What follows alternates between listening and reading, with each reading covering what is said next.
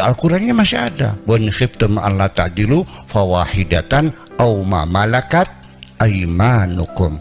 Kalau kamu tidak bisa berpoligami, satu saja. Kalau satu nggak bisa, beli perempuan saja. Boleh, boleh beli cewek gitu.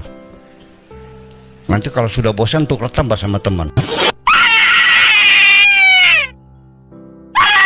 Shalom saudara-saudaraku yang diberkati oleh Tuhan, salam damai sejahtera bagi kita semuanya. Kali ini kita kembali untuk mendengarkan ceramah daripada Ustadz Buya Syakur, seorang tokoh agama yang viral dan yang penuh dengan misteri, karena dari dalam pemikirannya serta dari bekal pengetahuannya ada banyak rahasia-rahasia yang selama ini ditutup-tutupi, dan lewat Buya Syakur ini semuanya akan dibukakan.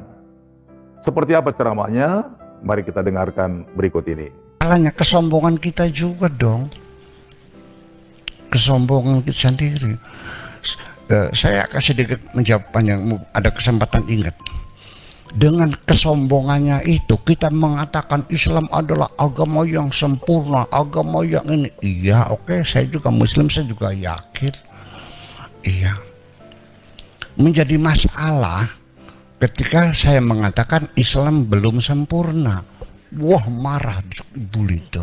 Betul nggak? Pernah dengar nggak saya dibully? Iya. Lalu jadi masalah apa? Begini,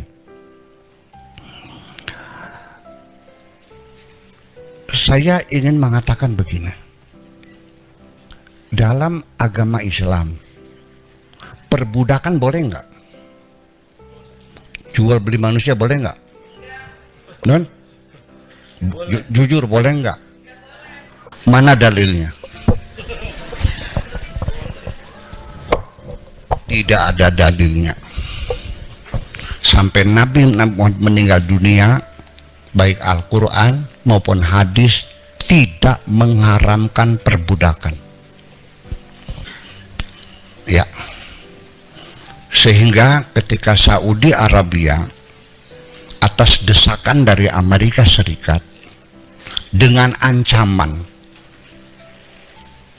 kalau tidak membebaskan perbudakan, Amerika tidak akan membantu Saudi sepeser pun membangun ekonominya. Ya, kemudian modernisasi persenjataannya juga tidak akan dikabulkan kalau di Saudi masih ada budak-budak. Itu Amerika. Jadi yang membebaskan perbudakan manusia, jujur saja, adalah Abraham Lincoln. Jujur. Jangan pengecut. Jujur. Iya dong. Apa salahnya sih mengakui kebenaran? Betul nggak? Sehingga ketika Saudi mengeluarkan undang-undang anti perbudakan, konsekuensinya orang-orang Saudi yang punya budak harus dimerdekakan secara gratis, bebas semuanya. Apa yang terjadi? Didemo oleh masyarakat Saudinya, negara kafir, negara. Kenapa melarang perbudakan? Allah tidak melarang perbudakan. Kenapa melarang perbudakan? Nabi tidak melarang perbudakan. Bagaimana bisa melarang sesuatu yang tidak dilarang Tuhan? Nah, gawat nih. Jadi maksudnya apa? Ya harus boleh, karena Al-Quran tidak melarang. Betul nggak? Kita juga terjadi undang-undang pernikahan tahun 74, ya. Ya, disahkan oleh DPR, diratifikasi oleh DPR, sah menjadi undang-undang. Antara lain, larangan poligami, di demo, betul? Sampai diinjak-injak tuh meja DPR itu. Akhirnya pemerintah mengalah. Oke deh, disiasati, boleh, tapi syaratnya harus dapat persetujuan dari istri tertua secara tertulis dan diproses di pengadilan. Ngalah.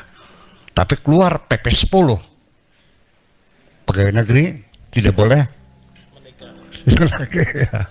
Iya, itu pergulatannya seperti itu. Demo lagi terjadi. Kenapa?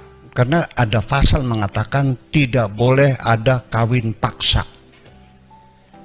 Dalam fikih Islam, perempuan yang perawan dan walinya bapak kandung itu sah menurut fikih Islam dinikahkan secara paksa, suka tidak suka dan sah. Betul nggak gitu?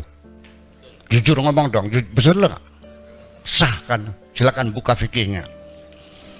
Apakah engkau yakin bahwa Tuhanmu mengizinkan pemaksaan itu? Apakah Allah mengizinkan engkau, hai perempuan-perempuan? Apakah engkau bukan manusia? Bisa dipaksa dikawinkan dengan lelaki yang tidak kau cintai. Ini kan persoalan. Kenapa dia mau? Wah, tauhid, negara kafir, melarang yang Allah tidak melarangnya. Ya Allah ya Rabbi. Maksudnya apa? Udah paham sekarang? Biar kita ini. Saya tidak pernah mengajak Anda murtad ya, tidak. Saya mengajak Anda rasional. Ya, kalau enggak mau ya udah nggak apa-apa. Nah itu. Kemudian dibatasi usia di dalam fikih Islam yang diamalkan sebelum ada undang-undang pernikahan itu anak perempuan 4 tahun dikawinkan sah, betul? Baru lahir juga sah. Cuman fikihnya mengatakan kalau bayinya kurus, ya umur 3 tahun dikawinkan, kalau kurus tidak boleh dipakai, tapi kalau gemuk boleh. Itu fikihnya ada. Ya, kita telah mendengarkan ceramah daripada Ustadz Buya Syakur, sekalipun video ini hanya sebagian, tetapi ini sudah sangat luar biasa. Dan secara pribadi saya mengatakan jarang ada Ustadz seberani Ustadz Buya Syakur ini. Memang sebagai seorang yang memiliki ilmu bahkan pengetahuan yang luas, memang harus berani dan bertanggung jawab dengan kejujuran daripada ilmu yang dia telah dapatkan. Mungkin bagi sebagian kalangan umat muslim hal ini malu atau tabu untuk diceritakan di muka umum atau di publik. Tetapi yang namanya kebenaran, terlebih lagi dalam kitab-kitab suci, ya, untuk membuktikan bahwa kitab suci itu benar atau tidak, memang harus diuji dari setiap respon ataupun tanggapan orang-orang banyak, baik dari kalangan internal atau juga dari kalangan luar. Ya, kita tahu saudara bahwa segala sesuatu yang mengandung iman itu tentulah kita harus semakin berubah dan diperbaharui, semakin menjadi lebih baik, lebih benar, dan sesuai standar ilahi kita harus menjadi lebih kudus. Dan ada banyak hal yang diceritakan oleh Ustadz Buya Syakur ini yang sangat mengerikan sekali. Ya, saya tidak punya wewenang untuk membahasnya, tetapi biarlah saudara-saudara semua yang telah mendengarkan video ini, ya saudara bisa mengambil keputusan dan menjadi iman saudara, apakah hal-hal yang tidak pantas, yang tidak baik itu harus terus dilanjutkan, atau memang harus dikubur dalam-dalam. Dan saya berdoa kiranya Ustadz Buya Syakur ini terus diberi kekuatan dan diberikan kesehatan dan diberikan keberanian. Karena dengan cara seperti ini banyak orang-orang akan semakin waras dan semakin lebih baik. Dan saya percaya baik secara sosial tentunya ilmu pengetahuan ataupun ajaran yang dibalut dengan ajaran agama yang disampaikan oleh Ustadz Buya Syakur ini tentu akan membawa dampak dan merubah orang-orang yang mendengarnya menjadi lebih baik.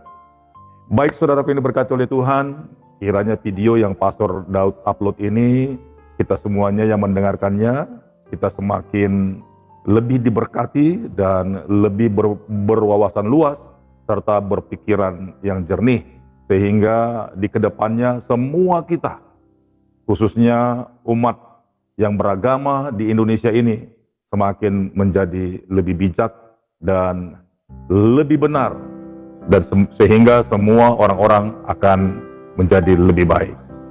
Baik saudara-saudaraku diberkati oleh Tuhan. Terima kasih teman-teman sudah menonton video ini sampai selesai. Kalau dirasa video ini bermanfaat, silakan di-share sebanyak-banyaknya. Terima kasih, Tuhan Yesus memberkati.